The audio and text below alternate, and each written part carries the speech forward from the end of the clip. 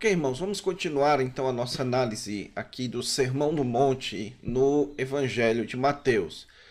Então, avançando aqui no nosso slide, só lembrando a vocês do nosso esboço, nós estamos nessa segunda parte que fala das declarações do rei, é o primeiro grande discurso do Senhor Jesus Cristo.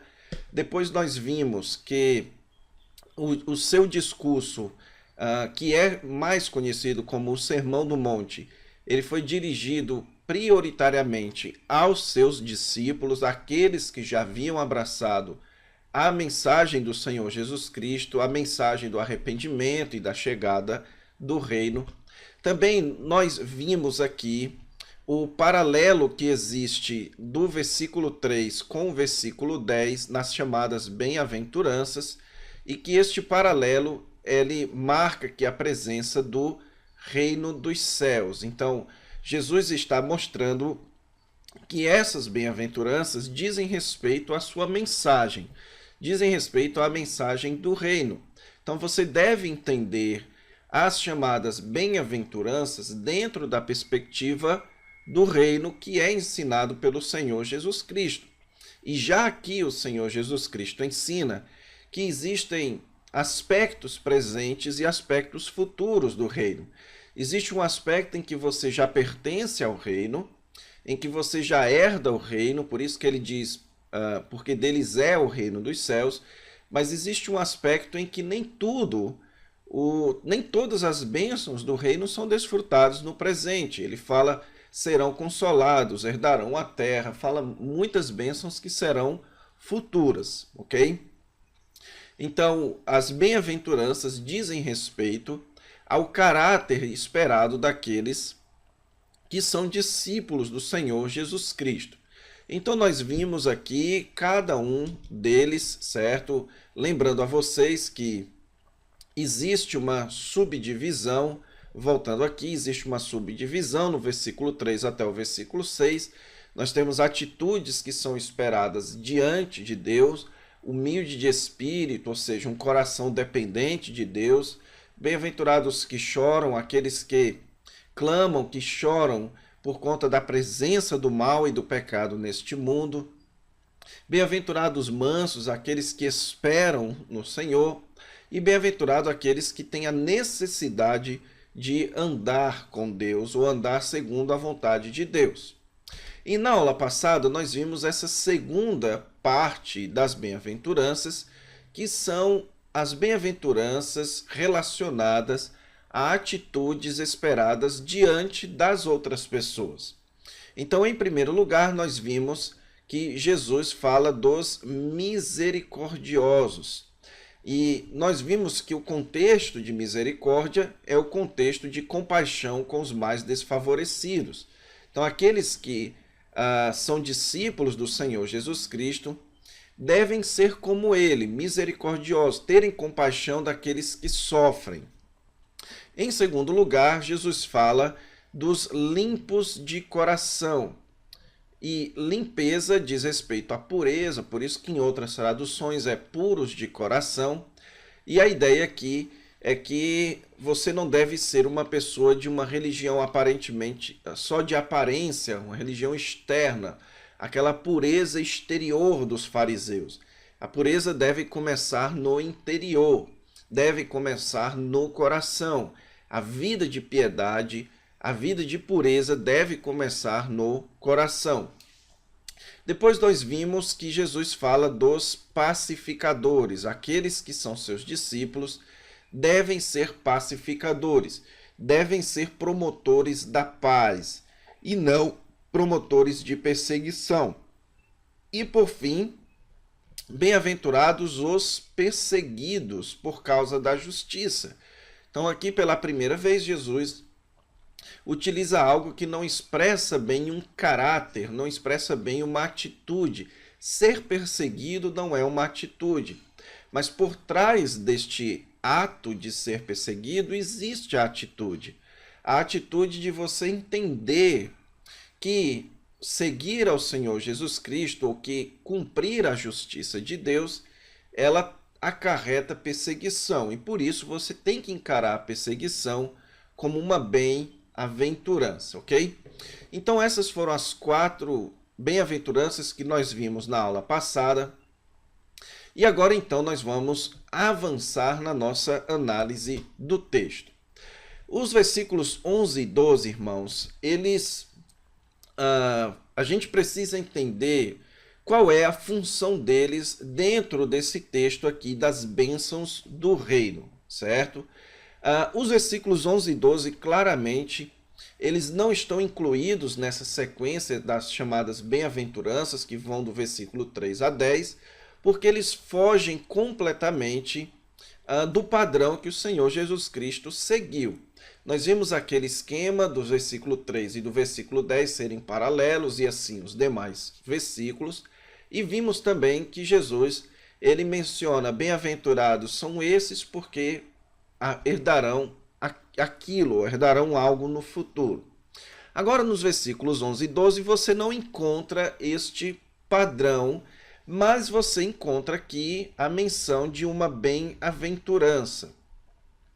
Então, o que nos indica é que o versículo 11, ele está ligado, os versículos 11 e 12, no caso, ao versículo 10 anteriormente, ok?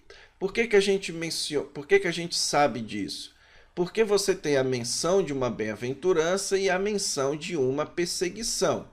Então, aqui, Jesus está expandindo a ideia do versículo 10, certo? Mas os versículos 11 e 12, eles estão mais conectados, em termos de ideia, aos versículos 13 a 16, que é o do sal e da luz. Então, entenda que os versículos 11 até o versículo 16, eles estão conectados ao versículo 10, no caso, capítulo 5, versículo 10. Eles são expansões do versículo 10, que fala de perseguição, ok? Então, bem-aventurados os perseguidos por causa da justiça, porque deles é o reino dos céus. Então, o que se espera daqueles que são perseguidos? Daqueles que são perseguidos por causa da justiça. O que se espera é o que está aqui no versículo 11 e 12 e aquilo que vai estar nos versículos 13 a 16, que nós ainda vamos analisar, ok? Então lembre-se disso, os versículos 11 e 12 são uma expansão daquilo que está no versículo 10. E então o Senhor Jesus Cristo, ele nos diz aqui, no versículos 11 e 12, agora mudando a sequência, ou no caso mudando a pessoa, note, bem-aventurado sois. Então, antes Jesus estava falando bem-aventurados os, e agora Jesus está falando diretamente para os seus discípulos. Ele muda aqui a força, ok? Ele muda a força para deixar de falar de um grupo subjetivo, digamos assim, e fala agora diretamente para os seus discípulos. Bem-aventurado vocês são, já pressupondo então que os seus discípulos são aqueles que abraçaram a sua mensagem. Então, bem-aventurado vocês são quando por minha causa vos perseguirem. Então, note que no versículo 10, se você voltar, o Senhor Jesus Cristo fala de aqueles que são perseguidos por causa da justiça. E agora o Senhor Jesus Cristo fala deles que são perseguidos por minha causa. Isso, então, nos sugere, irmãos, aquilo que Jesus ainda vai expandir, não só no Sermão do Monte, mas como também no livro de Mateus, e Paulo vai trabalhar com isso posteriormente, que Jesus é a justiça de Deus. Que, portanto, agora, com a chegada do Messias, então, seguir a justiça de Deus, ser justo diante de Deus, é estar em Jesus. Não mais na lei de Moisés, mas em Jesus. O justo é aquele que está em Cristo. Jesus é a justiça de Deus. Então, Jesus está falando aqui, portanto, que ser perseguido por causa da justiça é ser perseguido por causa da associação com Jesus. A vida justa, então, é a vida que imita ao Senhor Jesus Cristo, ok? Também nós vamos ver posteriormente que o Senhor Jesus Cristo faz uma comparação aqui no versículo 12. Ele diz: pois assim perseguiram aos profetas. Então, note que ele fala aqui dos discípulos e fala dos profetas, sendo que os profetas no passado foram perseguidos por causa da sua associação com Deus, certo? Os profetas foram perseguidos porque estavam alinhados com a vontade de Deus. E agora os discípulos iriam ser perseguidos porque estavam alinhados à vontade de Jesus, ou à pessoa de Jesus. Então Jesus está ensinando aqui que a vida justa é a vida de imitação a Ele, a vida que imita ao Senhor Jesus Cristo.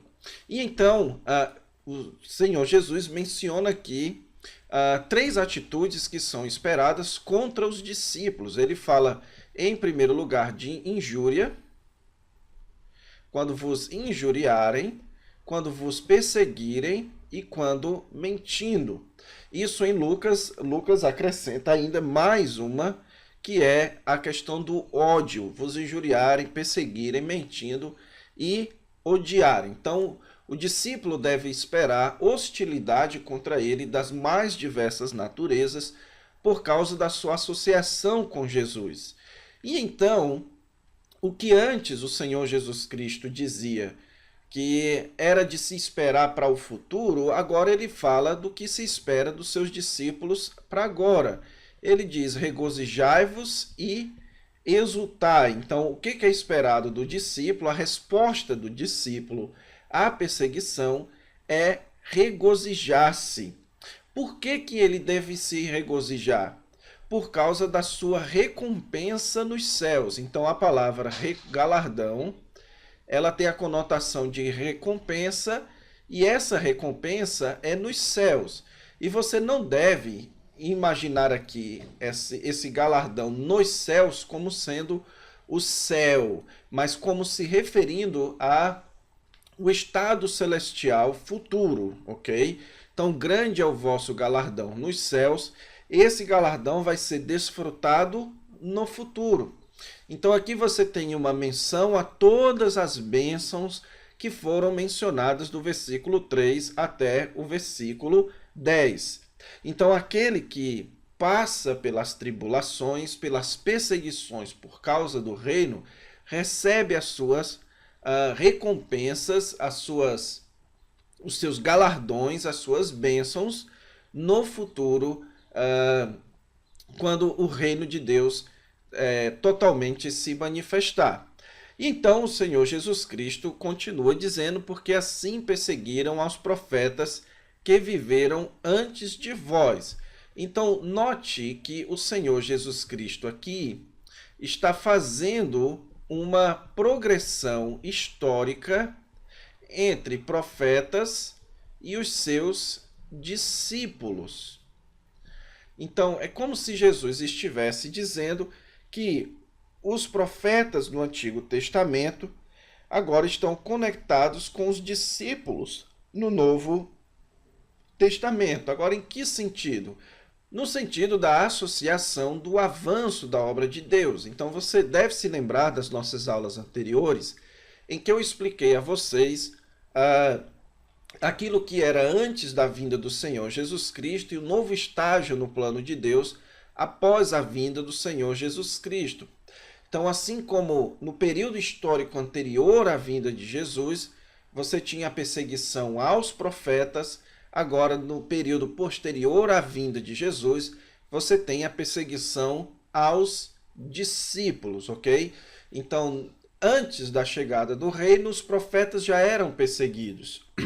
E agora que o reino chegou, aqueles que se associam ao Senhor Jesus Cristo, eles também são perseguidos, ok? Então, irmãos, aqui o que se conclui é que esses versículos não estão encorajando aqui a procura pela perseguição, mas também eles também não encorajam a retaliação, ok?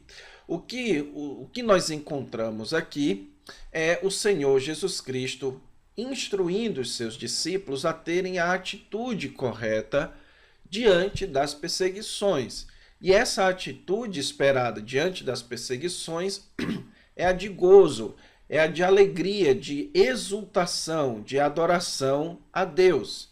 Isso porque os discípulos, ao serem perseguidos, eles estão demonstrando a sua associação com a obra do Senhor Jesus Cristo.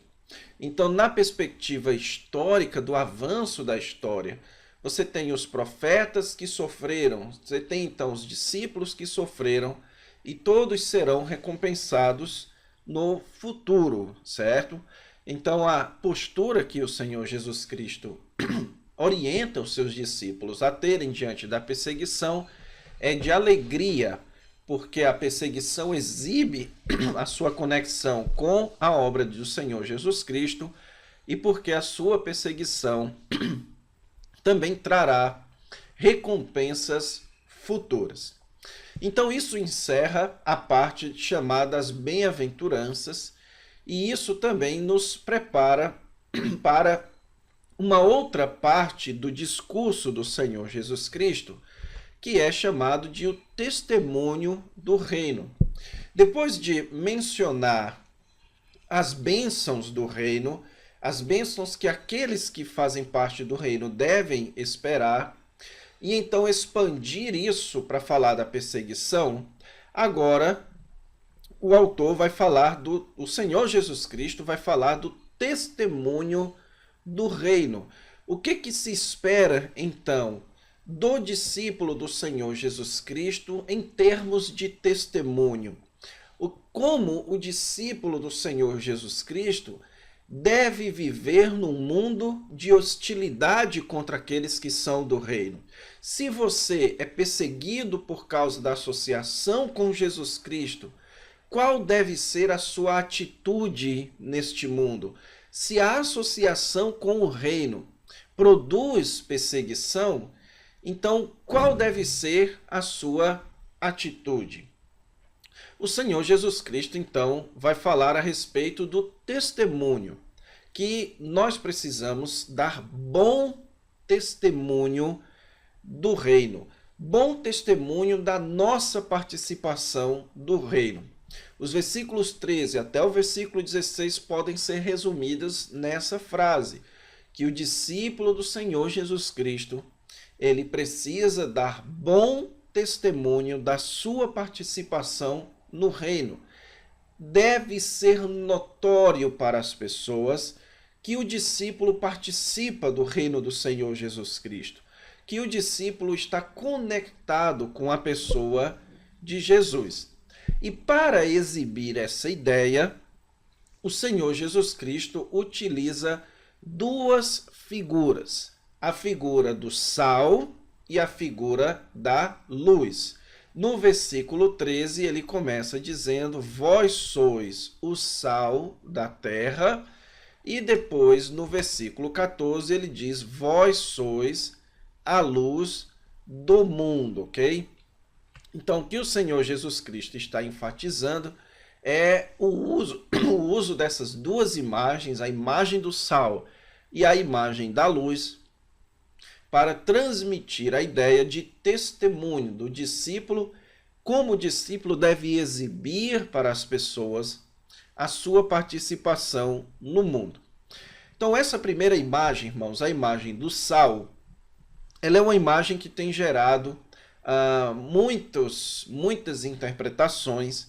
Isso porque o sal é um tipo de alimento que possui muitas utilidades. Então, tanto hoje como na época do Senhor Jesus Cristo, O sal era utilizado para temperar alimentos, é utilizado como fertilizantes, ele era utilizado para feridas, ele era utilizado também como um sinal de terra abandonada. Então o sal era jogado ali naquela terra abandonada, o que hoje nós chamamos de terreno baldio, ok?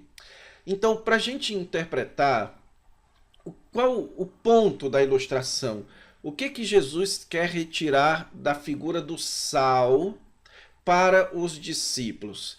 Eu penso que nós precisamos, em primeiro lugar, entender qual era o uso principal naquela época. Então, quando Jesus utiliza a figura do sal, qual era o uso principal do sal na época do Senhor Jesus Cristo? E o uso principal do sal na época de Jesus era o papel de conservante, ok? Então, o sal era muito utilizado na função de conservante de carnes em uma época em que não havia geladeiras, digamos assim. Então, as pessoas pegavam o sal e esfregavam na carne, porque aquele sal fazia com que a carne demorasse mais para apodrecer. E naquela época, o sal, irmãos, ele tinha uma origem diferente de hoje. Naquela época, o sal era derivado, não era derivado da dessalinização, ou no caso da evaporação da água do mar, como é hoje, ok? Onde o sal é retirado da água do mar. Então, naquela época, o sal era derivado de charcos, e quando isso acontecia, ele era contido de bastantes impurezas. Ele não era um sal totalmente puro. E ele então era colocado na carne para manter a carne conservada.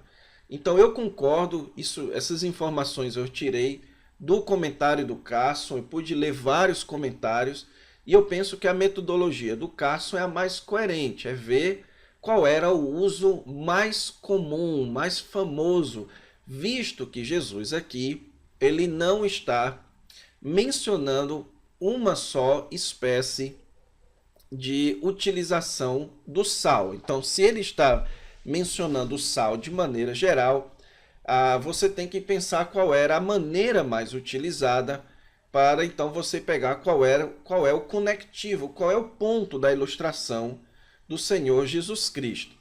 Então, o Senhor Jesus Cristo diz que o papel, então, do discípulo dele é ser uma espécie de conservante da terra, como se aquelas virtudes esperadas nas bem-aventuranças, bem-aventurados os pacificadores, os que choram, os que têm fome e sede de justiça, aquilo ali, então, são as virtudes dos participantes do reino, e que esses participantes do reino devem manter essas virtudes operantes neste mundo.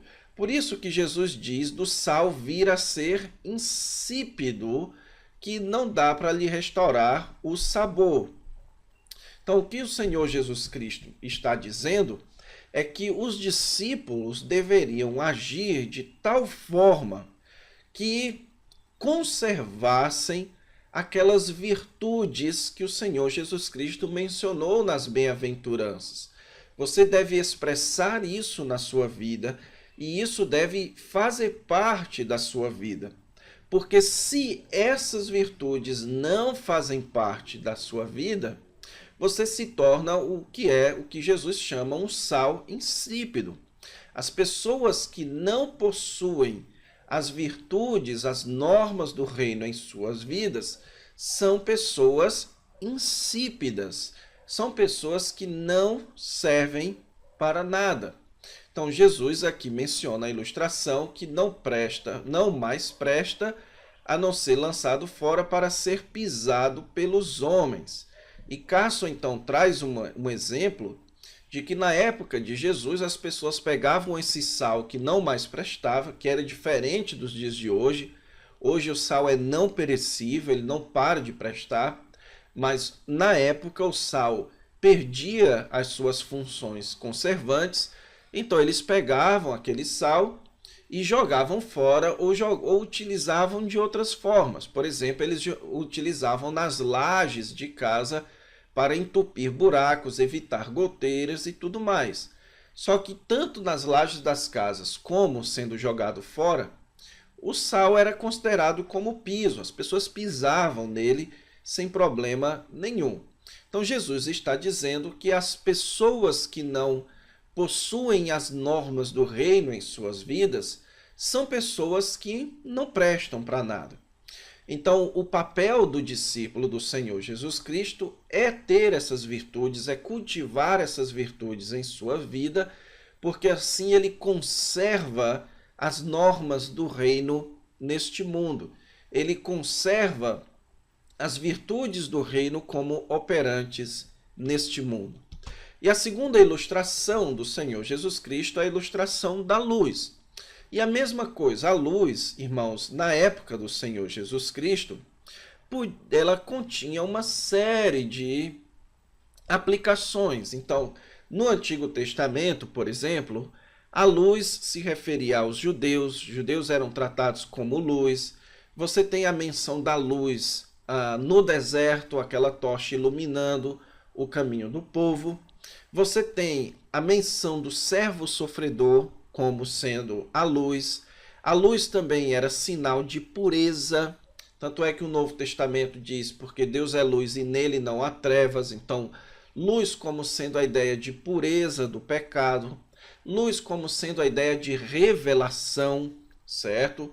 E então, nós precisamos entender qual é então a aplicação que o Senhor Jesus Cristo está dando aqui.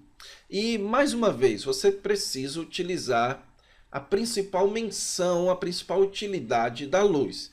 E a luz, ela tem a função de iluminar, ok?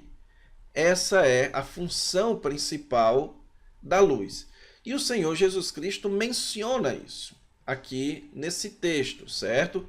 Ele menciona aqui a ideia de brilhar a luz para que vejam. Ok? Então, você tem aqui a menção de brilhar a luz para que vejam. Então, o ponto da ilustração aqui é de iluminação. Então, os discípulos deveriam ser uma espécie de luzeiros que iluminam este mundo. Agora, em que sentido os discípulos devem iluminar este mundo? O Senhor Jesus Cristo, então, continua a sua ilustração, dizendo: não se pode esconder a cidade edificada sobre um monte, nem se acende uma candeia para colocá-la debaixo do alqueire.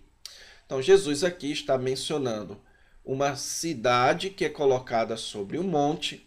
Na época de Jesus, as cidades, as casas eram construídas com pedras que brilhavam muito na luz do sol, mas que não davam para serem vistas durante a noite.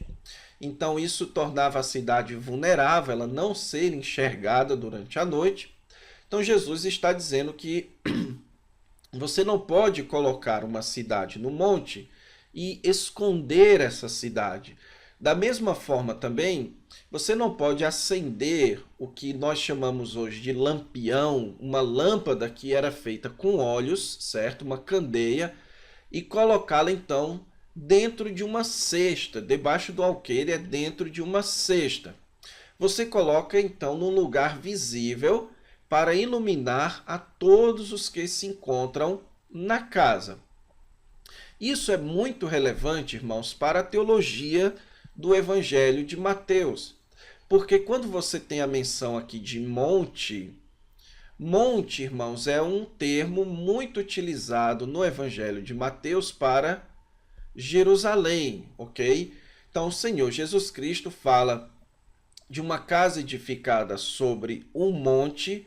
Isso pode se referir, então, o que Jesus então pode estar querendo se referir é que era o papel dos discípulos serem a luz para os judeus, serem a luz para aqueles então que se encontram no monte. e serem a luz também para todos os que se encontram na casa. Então, eu creio, certo? Agora aqui você tem um pouquinho de espaço para debate, que a menção do Senhor Jesus Cristo aqui é a necessidade de luz para judeus e gentios. Por isso é que ele conclui: assim brilha a vossa luz diante dos homens. Agora, essa luz deve iluminar o quê?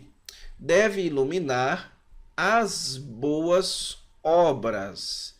E boas obras, irmãos, é sinônimo de justiça, que é sinônimo de Jesus.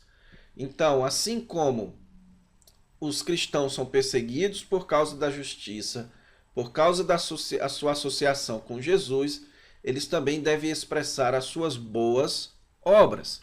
Então, o papel do discípulo do Senhor Jesus Cristo é exibir para o mundo as obras do reino, as normas do reino, as virtudes dos cidadãos do reino do Senhor Jesus Cristo. Então, judeus e gentios deveriam olhar para os discípulos e enxergarem neles as virtudes do reino. Então, o Senhor Jesus Cristo está falando de ética aqui, certo?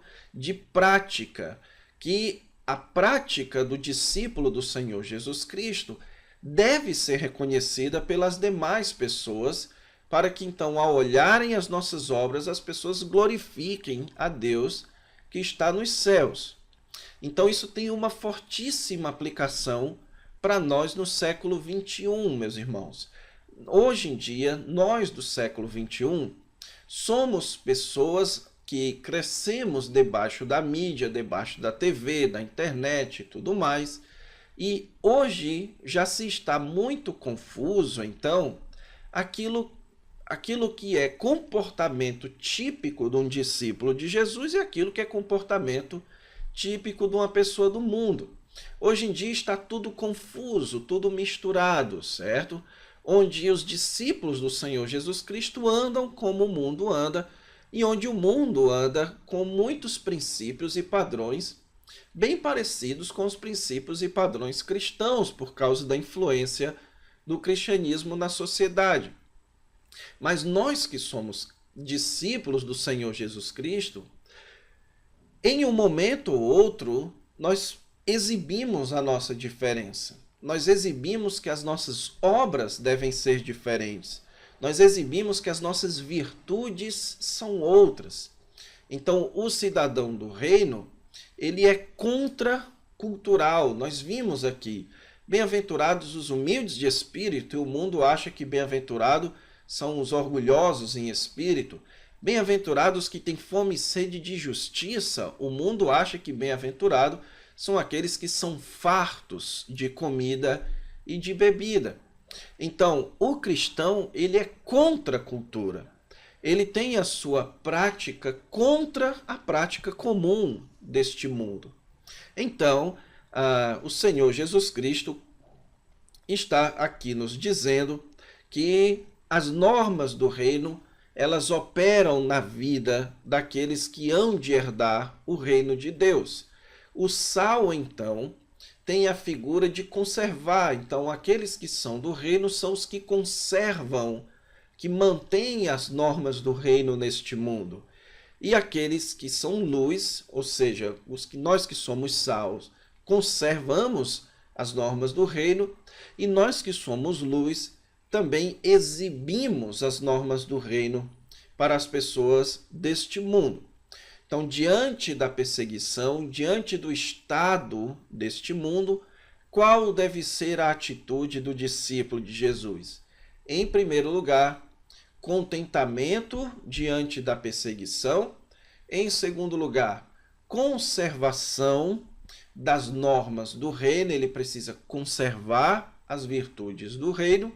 E em terceiro lugar, ele precisa exibir, revelar para as pessoas essas virtudes. Quais são essas virtudes do reino que fazem parte da sua vida, ok? Então é isso, irmãos. Com isso a gente encerra a análise aqui até o versículo 16. E a partir da próxima aula nós vamos entrar em um texto bem difícil, bem debatido, que é quando o Senhor Jesus Cristo vai falar da sua relação com a lei, ok? Então não perca a próxima aula. Até lá!